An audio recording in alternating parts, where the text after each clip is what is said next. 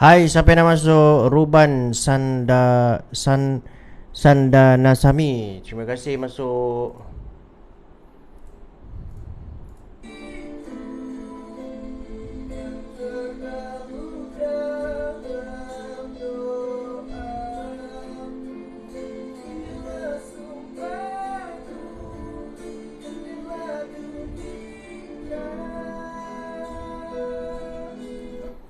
Bang, betul ke bulan 8 OPR naik lagi? Assalamualaikum bang. Topik apa malam ni? Topik apa kita pakai bantai je guys. Asalkan topik ekonomi. Jangan tanya aku pasal topik politik dah lah. Topik politik ke topik agama ke? Tu aku tak boleh jawab lah.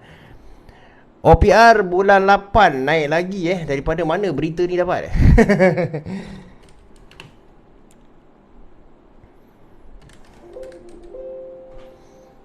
Nanti kita akan bincangkan tentang OPR tu. Lagi guys. Apa lagi soalan malam ni?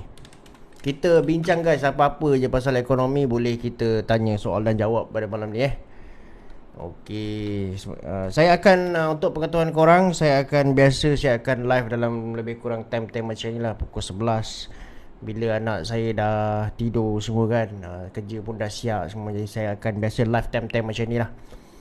Jadi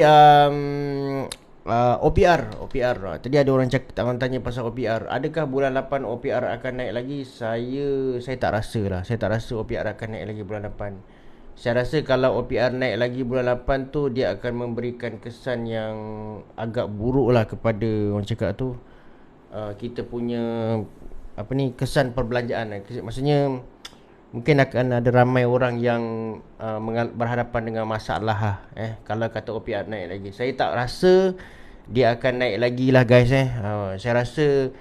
saya rasa lah, dan saya berharap lah OPR dia akan maintain pada 3% sampai hujung tahun ini. Okey. Daripada pandangan saya macam itulah, dan saya harapkan OPR tak berubah lah.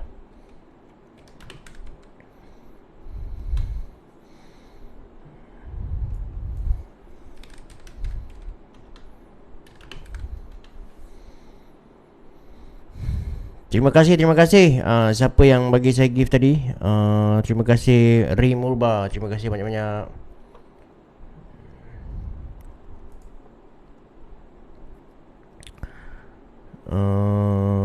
Okay guys, main tap.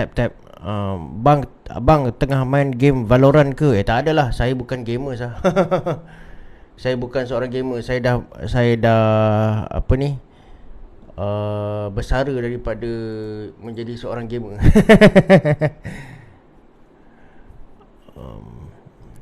USD, cuba cerita terkina. USD macam tu lah guys. Dia dengar-dengarnya kata pertengahan bulan ni katanya tak jadi nak naik. Kan dia punya kadar faedah, Federal Reserve punya kadar faedah. Jadi kalau kata dia tak naik, US akan drop lah dari segi value dia. Sekejap jadi kalau kata dia tak naik, jadi US pun akan melemah lah. Dia akan weakening lah against Malaysia Ringgit. Tapi benda tu still tak pasti. Kita kena tengok selepas 15 hari bulan lah macam mana. Apa beza OPR Malaysia dengan Sora Singapore? Azhar Rozali, terima kasih tanya soalan. Azhar Rozali ada tengok tak saya punya video? Saya ada terbitkan 2 video lah pasal Sora dan juga OPR tu. Cuma Tora je saya tak buat. Ada 2 video lah saya Amir Razi, terima kasih Amir bagi saya gift. Ada 2 video lah yang saya publish mengenai perbezaan Sora dan Tora, Sora dan OPR. Korang boleh tengok lah dekat situ. Cuma saya nak cakap bahawa actually objektif terhadap Sora dan juga OPR ni sama sebenarnya, iaitu dia sebahagian daripada dasar monetary. Cuma mekanisme untuk menentukan tu berbeza. Dia bergantung kepada kesesuaian ekonomi sendiri, kesesuaian ekonomi dalam sesebuah negara, itulah. Jadi dia punya mekanisme dia berbeza, dia punya dia punya objektif tu sama. Boleh tengoklah saya punya ni, saya punya video tu. Ada 2 video saya produce. Bang, bila boleh beli topi tu? Korang berminat ke nak dapatkan topi ni? Tapi topi ni hanya untuk orang yang keras hati je. Tak guys, actually saya akan keluarkan 10 cap saya akan keluarkan 10 cap dululah. Saya just tengok dululah ada orang berminat ke tak. Saya akan keluarkan 10 cap. Actually cap tu dah sampai dah. Actually cap tu dah ready. Cuma saya tak masukkan di dalam saya punya TikTok shop dulu. Sebab sebenarnya sebelum ni dah ada orang yang booking. Dia orang PM saya lah nak dapatkan cap ni. Jadi saya akan bagi keutamaan lah kepada orang-orang yang dah booking lah, yang dah PM saya tu. Nanti sebelum saya upload dekat TikTok shop saya akan notify orang yang dah PM saya dululah. Okey, sebab saya kena beritahu dia orang kalau dia orang berminat. Kalau tak, saya akan open lah kepada semua orang. Kalau kata ada sambutan untuk first round ni, cap ni ramai orang nak, dan untuk second round nanti saya akan keluarkan lagi lah. Tapi saya tak boleh nak keluarkan banyak-banyak lah. Untuk first time ni, first round ni saya keluarkan limited 10 dululah.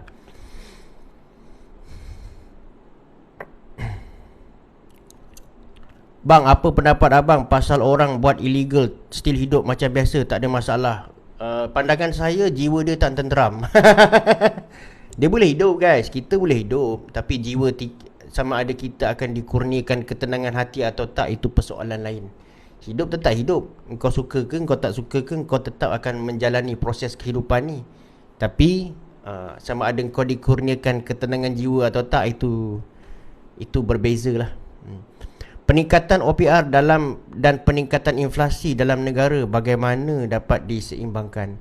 Sebenarnya perubahan di dalam OPR tu punca utamanya disebabkan oleh inflasi. Kalau kata inflasi tu dia tinggi, jadi OPR terpaksa diubahlah. Kita boleh melihat OPR tu berada di dalam keadaan yang stabil dan tidak berubah seandainya inflasi kita stabil. Jika kita tengok inflasi kita stabil, dia berada di bawah paras 4%, 3% terutamanya kan. 3% lah, 3% macam tu, dia stable. Dekat level macam tu, kita boleh expect atau kita boleh jangkakan OPR tu tidak akan diubah. Jadi kenapa saya beritahu you all ni? Saya beritahu you all ni semua sebab saya nak educate you all bahawa kalau you all nampak bahawa ada tanda-tanda inflasi sedang berlaku, inflasi sedang naik, you tengok data, you nampak inflasi tengah melambung, inflasi tengah sedang naik lah ni. Jadi you boleh expect bahawa ini mungkin tak lama lagi OPR akan naik. Bukan sekarang lah, mungkin in the future, pada masa akan datang. Jadi you dah ada knowledge tu. That's why kebanyakan orang yang merungut pada hari ni adalah mereka yang pada masa OPR tengah rendah, kadar faedah tengah rendah dulu, dia orang buat loan banyak dan tak ingat dunia pada masa tu. Jadi apabila, sebenarnya itu satu kesilapan, sebab bila OPR tu berada di paras yang luar biasa, paras luar biasa ni maksud saya dia berada di paras yang rendah, contohnya macam 1%. Okay, 1% tu sangat rendah guys, 1% lebih. Kita kena menjangkakan bahawa OPR dia akan pergi stable balik, pergi ke paras 3% macam tu. Jadi kita kena bersiap sedialah. Semasa kalau OPR tu rendah, kadar faedah rendah, kita kenalah ingat dunia. Kita tak boleh lah nak buat loan banyak sangat sampai kita ni kan, nanti bila kadar faedah naik, ansuran bulan naik, kita yang akan tercedok. Okay. Terima kasih Amar bagi saya gift topi. Terima kasih banyak-banyak. Guys, boleh tak bantu saya yang tengok ni 121 mata ni, boleh tak bantu saya tap-tap screen, kasih naikkan sikit like tu kan. Korang bagi saya naik like sampai 10k baru saya bersemangat nak jawab soalan-soalan korang pada malam ni. Okay. Tengok bursa saham Malaysia ni teruk. Okay guys, sebenarnya dia macam ni. Okay, dari segi, siapa bagi saya gift tadi? Terima kasih Hafiz Syami. Sebenarnya guys macam ni guys saya bagi you tahu satu teori tentang pasaran equity. Okay, Bang, macam mana negara yang tak ada OPR tangani inflasi? Okey, itu nanti saya jawab. Amizan, MJ, terima kasih. Dari segi teori ekonomi ni macam ni guys. Ni saya cakap dari segi teori Dalam satu keadaan di mana kalaulah kadar inflasi global inflation atau kadar inflasi itu tinggi, ni saya cakap pasaran equity, relationship dengan pasaran equity dan keadaan yang berlaku sekarang yang affect performance of pasaran bursa tu lah. Okay. Jadi kalau dalam satu keadaan di mana inflation tengah tinggi, global inflasi tinggi, dan kebanyakan bank pusat dekat dunia ni dia naikkan dia punya kadar faedah, OPR dan sebagainya lah Bila kadar faedah naik, biasanya kita menjangkakan bahawa pasaran saham, pasaran equity akan drop. Itu dari segi teori. Tapi benda ni still menjadi perdebatan. Okay? Sebab bila orang uji, orang cakap tidak ada clear correlation antara pasaran equity dan juga interest rate. Okay? Tak apalah, tak ada masalah. Tapi pandangan saya macam ni. Sebab apa? Kalau kata kadar faedah tengah tinggi, macam sekarang ni lah, banyak bank pusat tengah naikkan diorang punya kadar faedah kan. Pasaran equity susah nak perform. Kenapa pasaran equity susah nak perform? Sebab pasar equity ni dia berkait dengan bisnes guys Bila kadar faedah tinggi, kebanyakan bisnes ni dia tidak mahu meminjam wang. Dia tak nak buat loan dengan bank sebab kadar faedah tinggi lah. Takkan interest tengah tinggi company nak buat loan kan. Kebiasaannya company tak nak buat loan. Bila company tak nak buat loan, company tak boleh nak expand. Bila company tak boleh nak expand, company tak boleh nak create more production, expand dia punya kilang, expand dia punya plant dan sebagainya. Jadi ini menyebabkan dia punya, orang cakap tu, dia punya business tu tak boleh growing lah. Bila business tak boleh growing, jadi dia punya performance, dia akan affect dia punya pasaran harga saham dia. That's why biasanya dalam keadaan di mana ekonomi tidak menentu, kadar inflasi tinggi, kadar inflation tinggi dan juga kadar faedah tinggi, kita kena expect bahawa pasaran equity dia susah nak stable. Okay, itu pandangan saya lah, pandangan saya dalam bab ni. Dan lagi satu, tadi ada orang tanya, terima kasih guys bagi saya 11k likes. Boleh tak kita naikkan likes tu kepada 15k pula? Okay, nanti saya akan jawab soalan you. Kalau kata you bagi saya tap-tap screen, saya makin jawab soalan you. Tadi ada orang tanya saya minta maaf guys kalau you tu boleh terus komen, saya kena jawab soalan yang saya nampak dulu lah guys Okey, tadi orang tanya, macam mana kalau sesebuah negara tu bang, dia tidak ada OPR, macam mana dia nak control inflation? Macam mana tu guys? Macam mana kalau sesebuah negara tu dia tidak ada overnight policy rate macam Malaysia, jadi macam mana dia nak kawal inflation? Macam mana tu guys? Siapa boleh jawab, bantu saya jawab soalan ni. Terima kasih bagi tap-tap screen. Bantu saya guys naikkan kepada 15k. Abang, betul ke kita banyak import dari ekspor? Nanti tu pun saya akan jawab. Sayuti, terima kasih.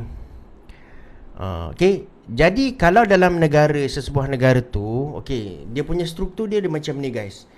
Setiap negara tu dia bukan soal nama dia OPR ke, BPR ke, ataupun SORA ke, ataupun TORA ke guys Dia bukan soal nama. Soal ni adalah setiap negara dia akan ada mekanisme untuk mengawal kadar faedah. Apa itu OPR? OPR tu satu alat oleh central bank untuk kontrol kadar faedah.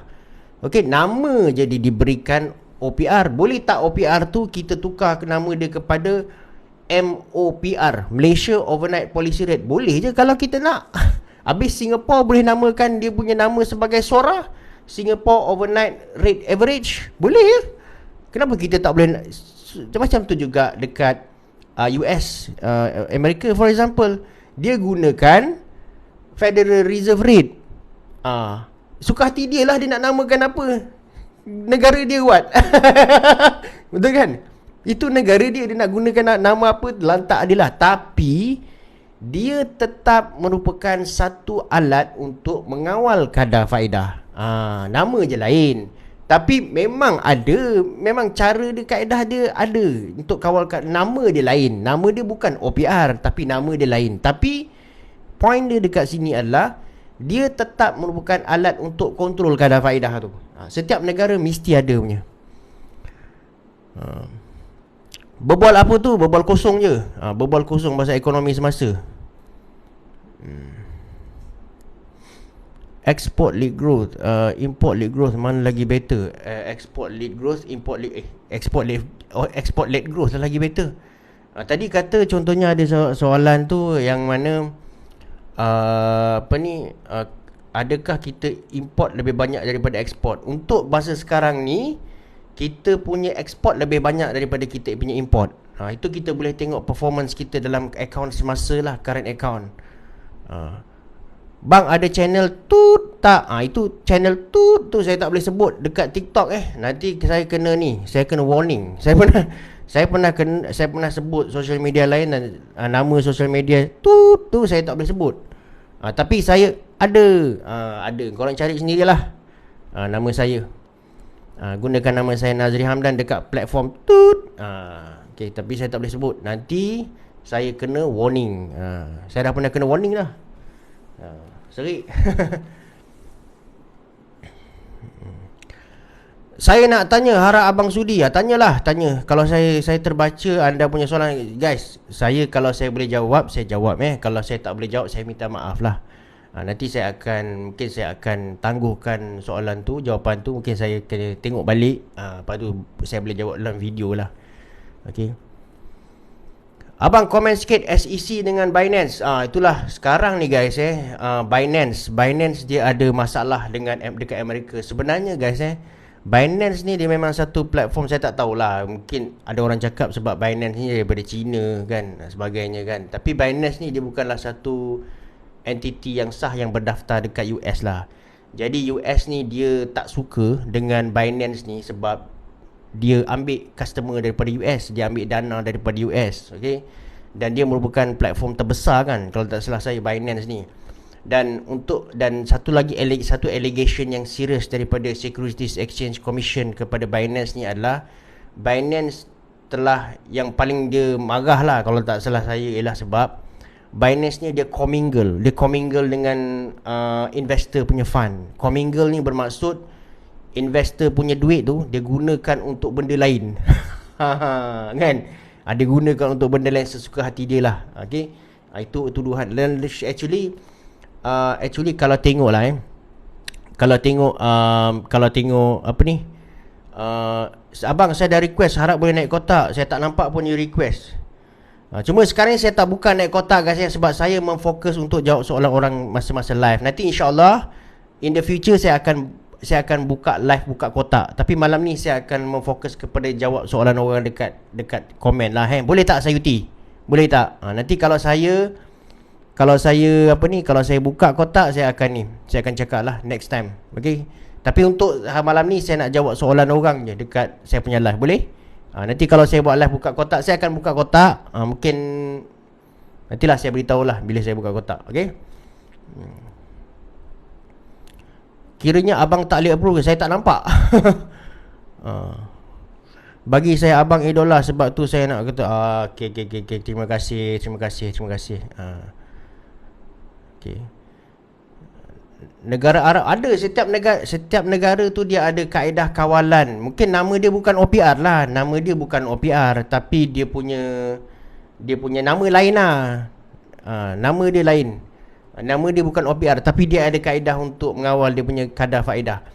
Lepas tu kan guys tadi saya cakap pakai Binance. Binance ni kalau you all nak tahu, 18k dah like dah. Terima kasih. Okay. Saya risaukan bila abang tak payah risau lah. Tak payah risau. Saya okey-okey je, walaupun saya banyak haters sebenarnya. Okay guys, actually Binance ni tidak diluluskan oleh security dekat Malaysia Jadi kalau korang ada melabur kripto dekat platform Binance sekarang ni, korang melabur di atas risiko sendirilah. Okay. Jadi dekat Malaysia ni Binance tidak diluluskan oleh Securities Commission. Kalau korang melabur, korang letak duit dekat Binance ni, korang melabur di atas risiko kau sendirilah.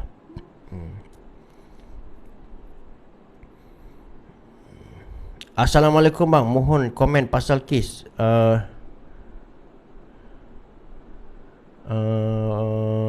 Pasal kes chairman SEC ada insider trading crypto dengan Coinbase. Itulah, ada lagi satu kes macam tu. Nantilah saya buat video. Ada memang ada. Okay. Abang, duit SGD mahal, tapi kenapa rakyat dia stikernya susah dan itu pun still kena kerja? Yelah, dekat Singapore ada, kalau you perasan lah, sebenarnya dekat Singapore ni dia punya ramai populasi dia. Saiful MS, terima kasih. Populasi Singapore ni sebenarnya yang dah tua-tua pun masih bekerja sebenarnya.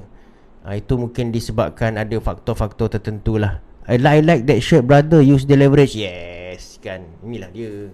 Kita kena menukar kebencian kepada sesuatu yang positif. Kita kena tukar negatif. Kita kena ada skill bila kita, terutamanya kita berniaga ke apalah, bina-bina profesional, guys. Kita dalam hidup kita ni, kita kena ada satu skill ni, yang mana kita kena ada kebolehan untuk menukar negativity kepada positivity. Itu skill, antara skill yang paling mahal lah. Kenapa Kenapa negara punya rate tak naik turun? Macam mana kawal inflasi? Kenapa negara punya rate tak naik turun? Rate apa ni? Negara mana? Rate tu rate apa? Saya tak faham. Babang, Sayuti ni banyak pula lah soalan dia. Abang, betul ke Singapore first country dan Malaysia third world country? Abang, betul. Singapore ni negara maju. Ya, betul. Singapore dah dikategorikan sebagai negara maju semenjak tahun 1990-an, kalau tak salah saya lagi. Misi, terima kasih Misi. Terima kasih Misi Triang Pahang, terima kasih bagi saya gift. Abang, komen sikit pasal FOMC dekat US. Ya, sekarang ni FOMC masih 50-50. Dia FOMC ni sebenarnya dia lebih kurang sama peranan dia macam ni lah, MPC dekat Malaysia, dekat Bank Negara lah, Monetary Policy Committee, MPC. Dia lebih kurang sama lah macam Federal Open Market Committee. Yang mana dekat FOMC ni dia meeting, dan kemudian dia cakap tu buat keputusan untuk menentukan sama ada kadar faedah tu patut dinaikkan ataupun tidak. Patut dinaikkan ataupun tidak. Itu dia punya peranan lah. Dan setiap kali FOMC meeting tu, kalau you all perasan sebelum ni tak ada orang ambil tahu pun pasal FOMC meeting. Betul tak? Kau nak terbalik ke, kau nak jahanam ke, lantak kau lah FOMC. Tapi sekarang ni, semasa dunia di dalam keadaan ekonomi yang tak berapa stable, semua orang nak tahu apa benda kejadah tu FOMC. FOMC ni sekarang dia menjadi spotlight. Kenapa dia menjadi spotlight? Sebab dia adalah satu komiti ataupun jawatan kuasa yang akan menentukan adakah kadar faedah ataupun Federal Reserve akan naik ataupun tidak. Itu adalah dia punya ni lah, peranan FOMC. Dan juga FOMC ni mungkin kalau dia naikkan kadar faedah ataupun Federal Reserve pada pertengahan bulan ni, bermaksud US akan menjadi stronger dan ringgit akan jatuh lah. Okay. Dan kalau dia tak naikkan, sebaliknya akan berlaku, ringgit akan menjadi lebih baik, dan juga US dollar akan jatuh lah, akan drop sikit, macam tu lah. 23k likes, terima kasih kan. Terima kasih banyak-banyak.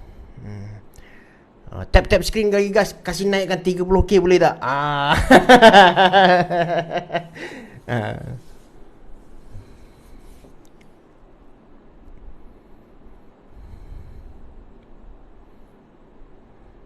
Bang, kalau forex cut iklan YouTube tu sama tak dengan Bank Malaysia? Saya tak pasti guys. Kalau forex ni korang jangan tanya saya lah. Saya tahu macam mana forex tu berfungsi, tapi saya tak main forex. Saya memang tak main forex guys. Saya ada kebanyakan orang tanya saya, bang ajarlah saya tentang forex trading. Saya tak main forex. Saya tidak fokus kepada main forex guys. Walaupun saya tahulah secara fundamental macam mana forex tu berfungsi, cuma saya tidak memfokus ke situ lah. Okay. Sama juga macam cryptocurrency. Cryptocurrency adalah orang lagi pakar, tapi saya tidak memfokus dekat situ lah. Saya cuma lebih kepada, macam kalau saya invest pun lebih kepada long term punya ni lah. Ada orang tanya saya, bang, cryptocurrency haram dekat Malaysia, betul tak? Guys, cryptocurrency haram ke halal dekat Malaysia lah, kat Malaysia? Quantitative easing, Helmi Jamil. Wah, soalan bagus ni. Quantitative easing. Mana dapat perkataan tu? Nanti saya jawab, Helmi. Saya jawab nanti quantitative easing tu apa, nanti saya jawab. Apa ni, forex ni dia QE, ya betul, QE. Siapa ni? Melly. Oh, Melly tahulah QE. Apa Melly? QE tu. Boleh share ilmu malam ni. Tadi cerita pasal ni, apa ni, forex, apa ni, kripto halal ke haram? Kripto ni halal ke haram kat Malaysia? Siapa tahu?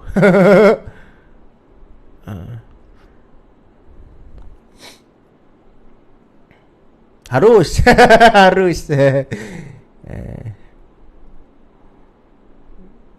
Kripto harus. Kripto kat Malaysia haram. Halal. Halal. Haram. Halal. Halal. Selagi tak kena tax haram lah. Cetak. Okay guys, dia macam ni guys. Sebenarnya bila kalau kita baca kan, kalau kita baca daripada pandangan-pandangan dekat yelah, kadang-kadang dekat setengah negara ni dia ada saya bukan pakar agama lah. Saya tak boleh bercerita pasal agama, nanti kena kecam. Saya tak boleh cerita pasal agama, nanti kena kecam kan. Saya cuma nak cakap macam ni lah. Ini secara facts lah. Kalau you tengok dekat setengah negara ni, dia ada keluarkan fakta lah yang kripto haram. Tapi kalau you tengok dekat yang platform cryptocurrency, investment dekat cryptocurrency ni di bawah Suruhanjaya apa? Siapa tahu? Siapa tahu kat Malaysia ni cryptocurrency di bawah penyeliaan Suruhanjaya apa? Akan tetapi satu kali bang, akan tetapi dia memang gunakan platform Luno, tapi dia bawah security Suruhanjaya Security. Okay, Suruhanjaya Security. Suruhanjaya Security ni dia ada satu jawatan kuasa syariah ke macam tu lah. Macam tu lah guys. Nanti korang google lah, lepas saya punya live ni, korang google.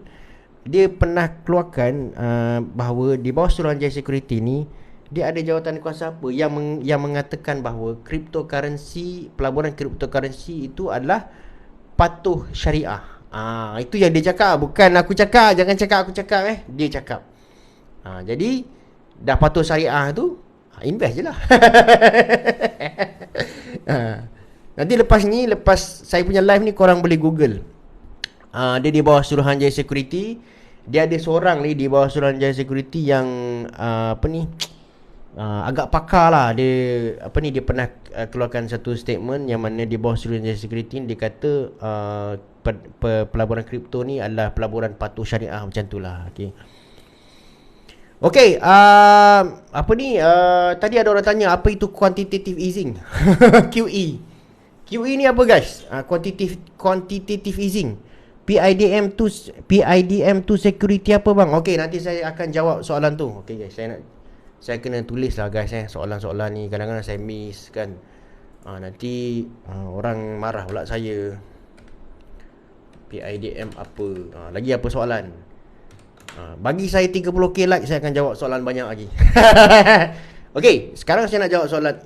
Tadi ada orang tanya apa itu quantitative easing, QE. Quantitative easing ni apa guys?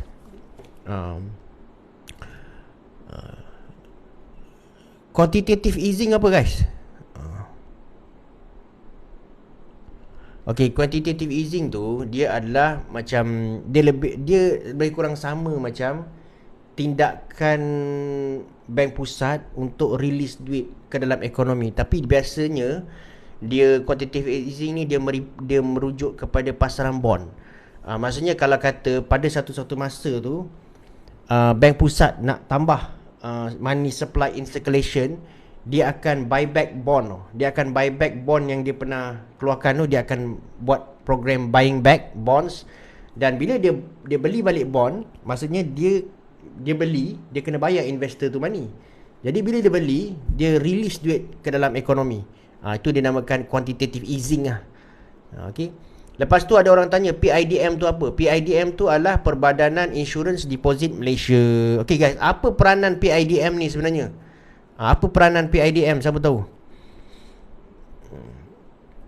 Boleh terangkan money supply M1, M2, M3. Oi. M1, M2, M3.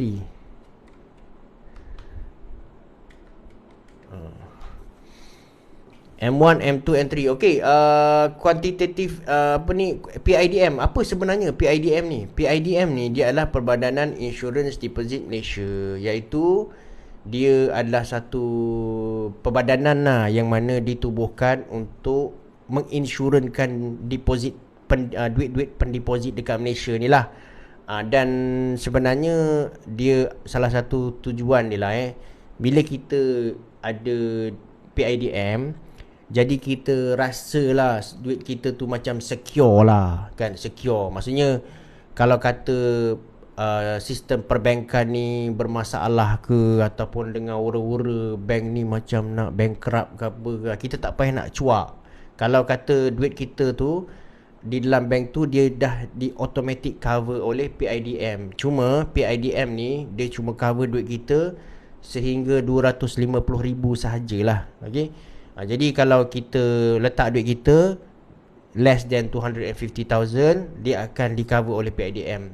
Matlamat objektif dia adalah untuk mengelakkan satu masalah ni, isu ni yang dipanggil sebagai bank run. Apakah itu bank run? Bank run ni dia adalah satu masalah di mana apabila kita dah tak percaya dengan sistem perbankan tu, sesuatu bank tu, kita dengar lah ura-ura bank ni macam nak bankrupt lah. Bank ni macam ada problem lah. Jadi kalau kata kita ada ura-ura dengan macam tu, biasanya kita akan buat apa? Kita akan panik, betul tak? Kita akan panik, kita rasa duit aku macam tak selamat lah dekat sini. Kita rasa macam panik tau. Bila kita rasa panik, kita akan buat apa guys? Kita akan keluarkan duit kita beramai-ramai. Okay, sebab apa? Kita rasa kita tak secure. Kita akan keluarkan duit kita secara serentak. Kita keluarkan duit kita beramai-ramai. Itu dinamakan bank run. Kita dinamakan bank run lah. Tapi kalau kita tahu duit kita tak apa, duit kita dekat situ di cover oleh PIDM, jadi kita tak payahlah sibuk-sibuk cuak sangat nak keluarkan. Macam tu lah. Okay.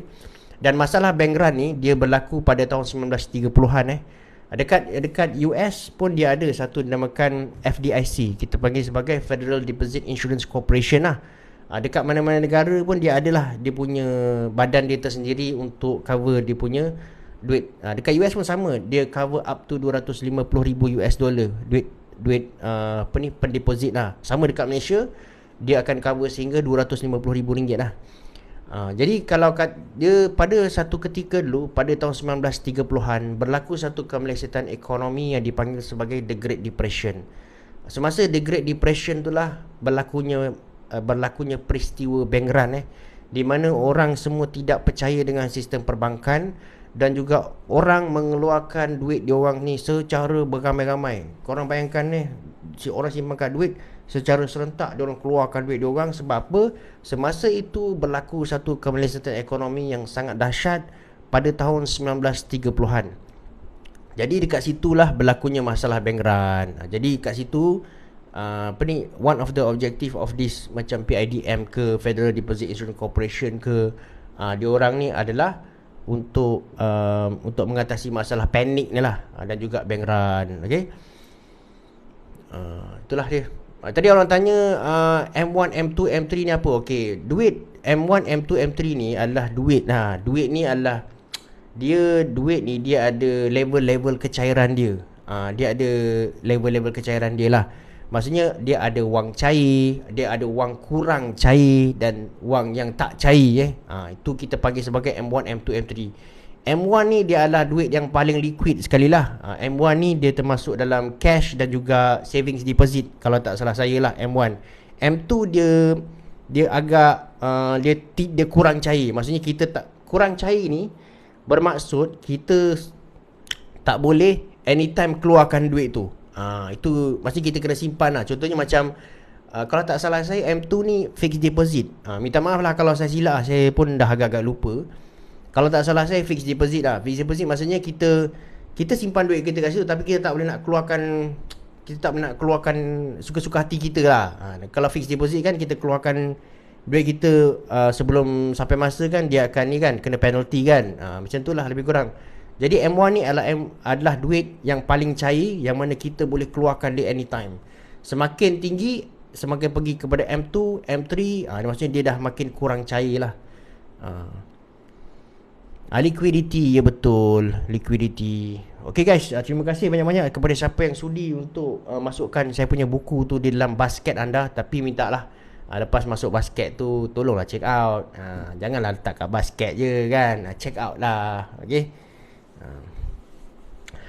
No lock-in period. Betul tu Melly. Maksudnya dia, M1 ni dia tak ada lock-in period. Dia macam you boleh keluarkan anytime lah. You boleh keluarkan anytime, you boleh spend anytime. Itu kita panggil M1 lah. M1 ni sebenarnya yang menyebabkan inflasi. Sebab tu kalau kita tengok semasa COVID-19 tu, dia jumlah M1 ni dia naik mendadak. Sebab apa? Pada masa tu government release KWSP kan. Jadi kalau M1 ni dia naik mendadak, of course dia akan menyebabkan inflasi lah. Biasanya macam tu lah. M3 KWSP mungkin sebab tak liquid langsung. Sebab korang punya boleh keluarkan duit tu pada umur 55. Macam tu lah. Emas kira tak, emas bukan M1. Emas ni dia tak boleh tau. M1 ni maksudnya you ada cash, you boleh pergi anytime kat kedai beli barang. Itu dinamakan M1. Dia paling liquid. Kalau you pegang emas, takkanlah you nak pergi duit bawa emas tu pergi ke kedai runcit, betul tak? Macam mana you nak bayar pakai emas tu? Contohnya you ada cincin emas kan, macam mana you nak bayar duit pakai cincin emas? Orang pun tak tahu nak value ni berapa kan? Kan orang yang dekat kaunter tu tak tahu ni berapa harga kan. So it's not liquid. M1 adalah dia liquid. Liquid ni maksudnya you boleh pergi kedai runcit anytime, you boleh bayar. Sama macam you punya savings deposit. Savings deposit you dekat kad kan. Walaupun dia tak bawa duit kertas lah, tapi dekat kad still dia liquid kan. You boleh pergi anytime dekat kedai runcit, boleh spend duit tu. Itu dinamakan liquid lah M1. Bang, ada soalan tadi, negara tak ada OPR. Ini soalan ni saya dah jawab tadi. Tertinggal bas ke apa?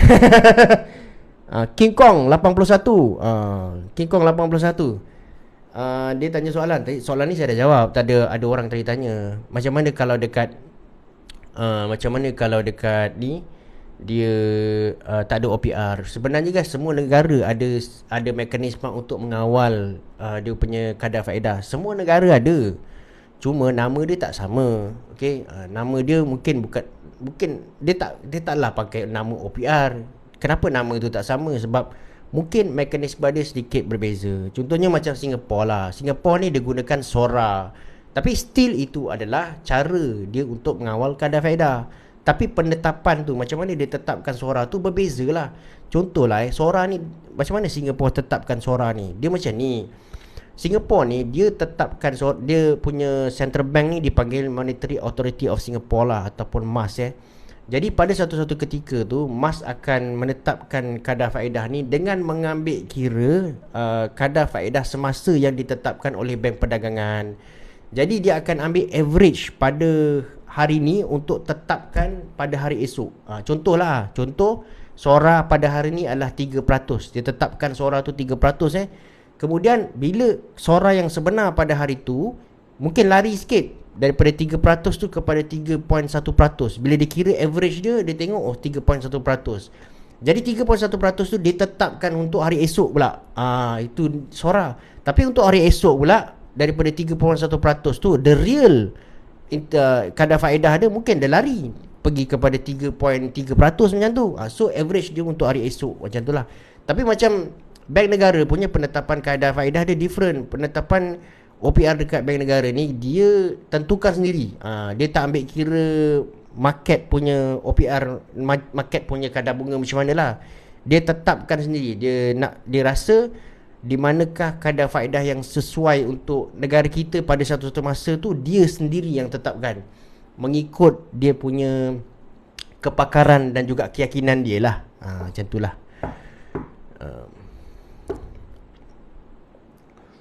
Okay. bantu saya guys lagi. Apa ni, bantu saya untuk apa ni, naikkan like lagi guys.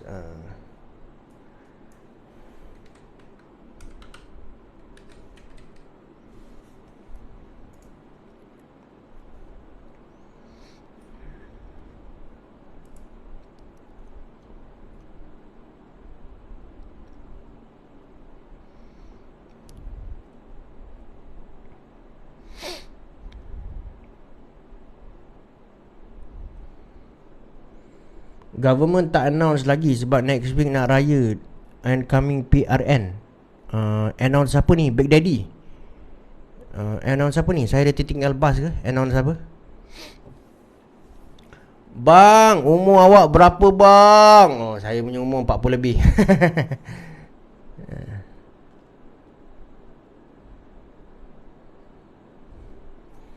OPR. Oh, OPR dia. Tapi saya rasa OPR tak naik lah.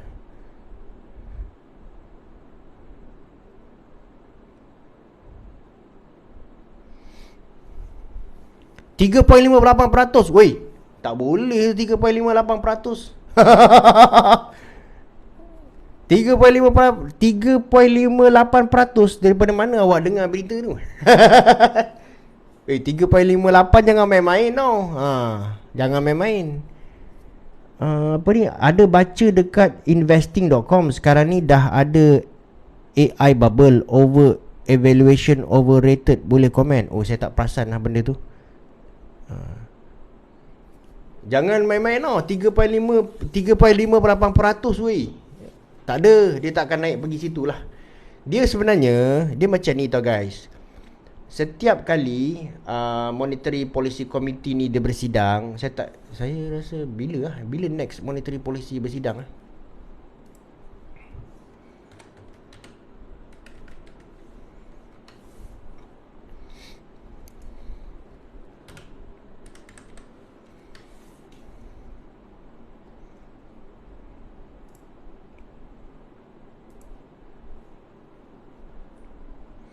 Guys, bantu saya like, bagi saya like 40k malam ni boleh tak? Kalau korang bagi saya like 40k, saya live panjang sikit.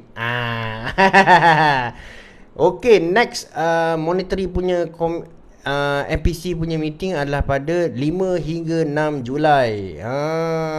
Okay. Next meeting adalah pada 5 hingga 6 Julai. 5 hingga 6 Julai. Yalah. 5 hingga 6 Julai. So ini adalah MPC yang keempat lah.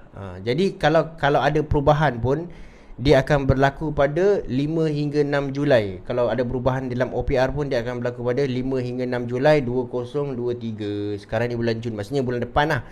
Jadi guys, kalaulah OPR tu dia naik, pun, dia takkanlah pergi sampai 3.5. Dia akan berubah sebanyak 0.25% sahaja. Okay. Memang aku rasa bukan terbalik guys. Memang orang marah ni kalau 3.5 ni. Dia kalau naik pun 3.25% sahajalah kalau dia naik pada bulan Julai. Tapi saya rasa dia tak naik. Okay, saya tak rasa dia naik lah. Saya rasa dia tak naik lah. Saya rasa untuk yang next MPC meeting ni pada 5 hingga 6 Julai ni, dia tak naik. Dia akan maintain 3%. So kalau tanya saya lah, pandangan saya.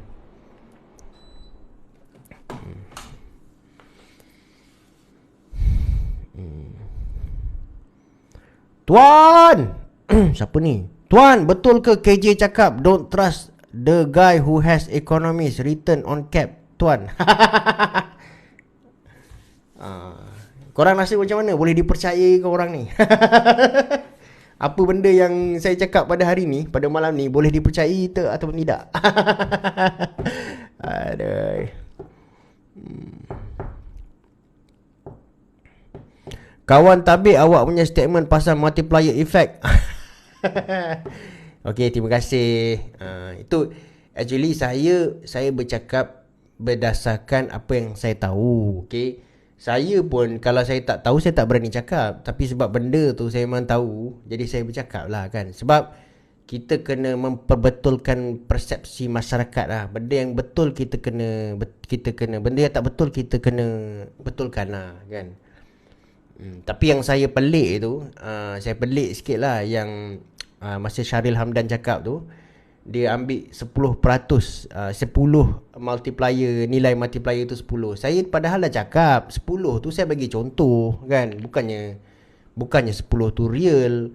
Kemudian dia cakap pula nilai multiplier yang sepatutnya adalah 2. Okey. Jadi bila dia cakap 2 tu saya pun pelik. Adakah dia baca ataupun tidak research paper tu? Sebenarnya dekat research paper yang dia tidak setuju tu, yang dia kritik tu, nilai multipliernya 2. Kan? Jadi saya pun confused, adakah dia baca ataupun tidak research tu betul-betul, ataupun dia baca mungkin dia tak kurang faham ke apa, saya tak pastilah. Okey. Jadi saya hanya membetulkan lah. Okey, yang benda yang saya pasti, yang saya faham lah. Benda yang saya tak pandai, saya tak berani sebenarnya.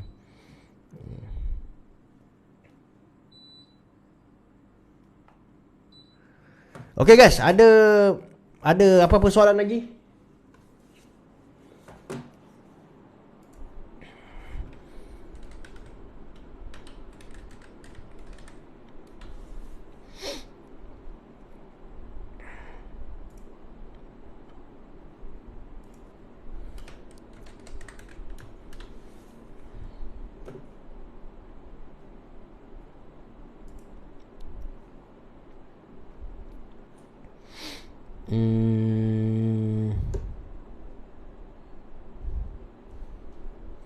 Betul ke PIDM akan cover? Betul ke PIDM akan cover duit dalam bilang? Betul?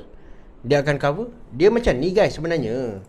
Sebenarnya dia cover tu untuk apa? Dia cover tu kalau kata berlaku masalah, contohnya macam bank tu crash ke, bank tu bankrupt ke dan sebagainya kan. Dia akan cover, PIDM akan cover. Tapi kita kena ingat lah, PIDM cuba cover 250,000 saja. Dia up to 250,000 saja. Betulkan saya kalau saya salah Big Daddy. Big Daddy ni dia ex-banker, dia patut tahu lah. Dia sampai 250,000 sahaja untuk dia cover. Memang betul dia akan cover. Dia the main purpose dia adalah untuk mengatasi masalah bank run lah.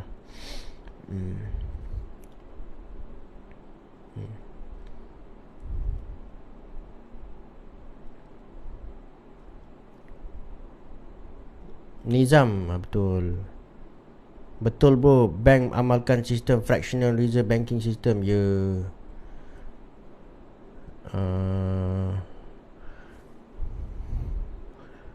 Macam mana negara maju ni mereka dapat tetapkan basic tinggi tapi harga barang tak berapa naik? Sebabnya ni pada pandangan saya lah, sebab productivity tu naik lebih laju daripada productivity tu dia naik lebih laju daripada cost of living. Tu pada saya lah.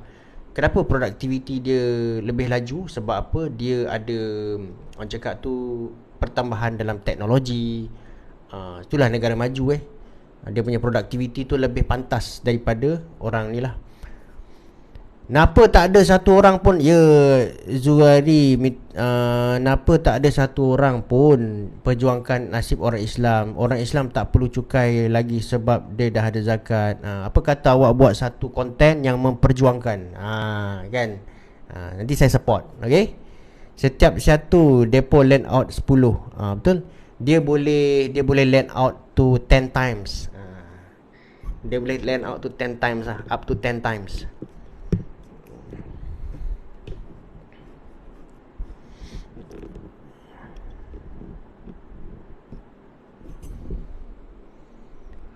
Betul ke, Helmi Jamil, betul ke duit bank hanya 10% saja, 90% duit deposit yang digunakan untuk produk macam dia lah. Dia akan loankan balik lah duit kita. Kan? Most of the time kebanyakan duit yang kita dapat tu, dia akan, alamak, kenapa saya punya ni macam ni, dia akan loan out balik lah. Itu memang itu adalah fractional reserve banking Memang macam tu guys sebab tu bank dia dapat mencipta duit. Bank ni dia adalah satu, orang cakap tu apa, satu institusi yang boleh mencipta duit lah. Okay. So bank biasanya dia akan simpan dalam 10% lah daripada duit kita, sementara 90% tu dia akan loan out. Macam tu lah lebih kurang. Itu dinamakan sebagai fractional reserve banking.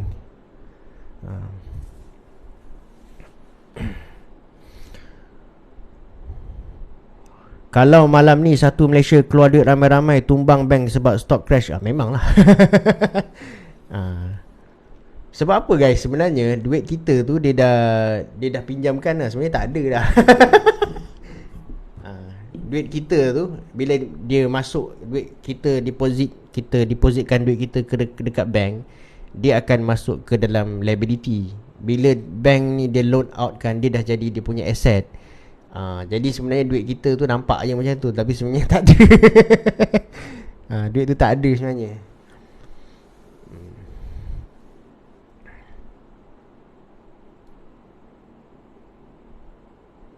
Okay guys, alamak, dah saya kena ni lah. Saya ada something lah saya kena buat ni guys. Okay guys, terima kasih banyak-banyak. Terima kasih banyak-banyak kerana join saya punya live show. Kepada korang yang dah masuk saya punya, dah masukkan bakul tu, jangan lupa lah check out jangan letak kat bakul je. Okay, terima kasih banyak-banyak guys yang sudi join saya pada malam ni. Biasanya Taufik, terima kasih. Biasanya saya akan live dalam jam 11 malam macam tu lah. 11 malam ke atas biasanya saya akan live, kecuali kalau saya ada kerja-kerja. Terima kasih Muhammad bagi saya gift.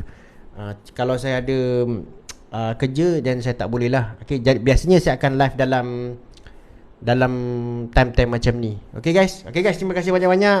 Siapa yang bagi saya gift, siapa yang bagi saya like, tap screen malam ni, terima kasih banyak-banyak. InsyaAllah kalau tak besok, lusa kita boleh berjumpa lagi lah dalam pukul 11 malam macam tu. Okay guys, Assalamualaikum.